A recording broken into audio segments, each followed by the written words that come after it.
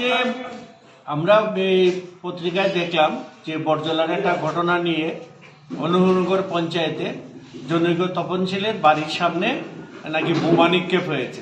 সেই পরিপ্রেক্ষিতে সিপিএম এর যে বিধায়ক তিনি এলাকা পরিদর্শন করেছেন এবং থানাতেও গিয়েছেন।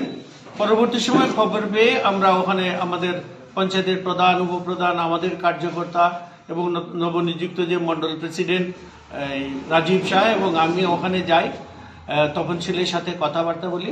আমি দেখলাম যে তপনশীলের সুনির্দিষ্ট কোনো অভিযোগ নেই, উনি কাউকে কোনো সন্দেহ করেন না।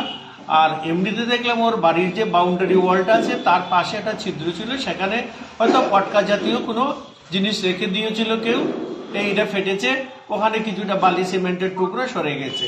কিন্তু আমাদের বক্তব্য ওই জায়গাটায় যে ওই খবর পেয়েই যে সাথে সাথে বিধায়ক এখানে ছুটে গেছেন এবং বলেছেন যে দুষ্কৃতকারীদের মানে এই ঘটনা, এবং বাড়ির মালিক যে হচ্ছে একজন সিপিএম এর কর্মী, তো এবং এটা বলেছেন যে এটা দুষ্কৃতকারী, তারপর আবার সিপিএম এর কর্মী, আইন শৃঙ্খলার অবনতি, এই যেহেতু অনেক কথা উনি বলেছেন।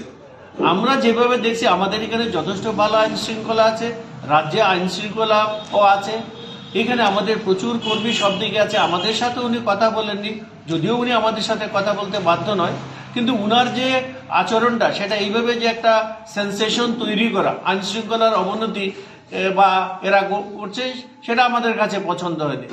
ওদের তো পায়ের নিচে মাটি নাই, ওদের কোথায় সংগঠন আছে? 10-12 জন লোক দেখেছে। তারপরে আমরা যখন গেছি এখানে খবর পেয়ে প্রায় 60-70 জন ছেলেকে নিয়ে গেছি।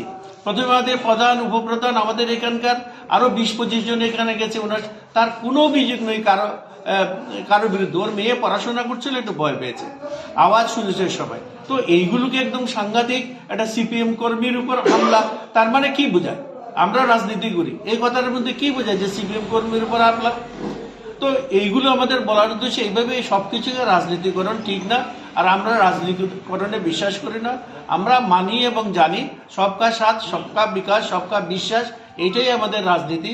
এইভাবে আমরা চলার চেষ্টা করি। শুধু বটেই, নাহলে অন্য যে অনেক ঘটনা ঘটে, উনি কি সব জায়গায় ওনারা যান? খালি সিপিএম কর্মী থেকে উনি গেছেন, আমরা সিপিএম কংগ্রেস কর্মী থেকে যাই না।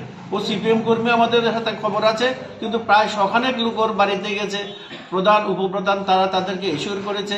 আমরা চেষ্টা করছি, থানাতে ওসির সাথে কথাবার্তা বলেছি, ওসি আমাকে বলেছে যে এটা একটা পটকা জাতীয় কিছু হবে, এইটুকু হয়েছে। অত সিরিয়াসলি পুলিশও নেন, আর এখানে আইন শৃঙ্খলা যথেষ্ট ভালো।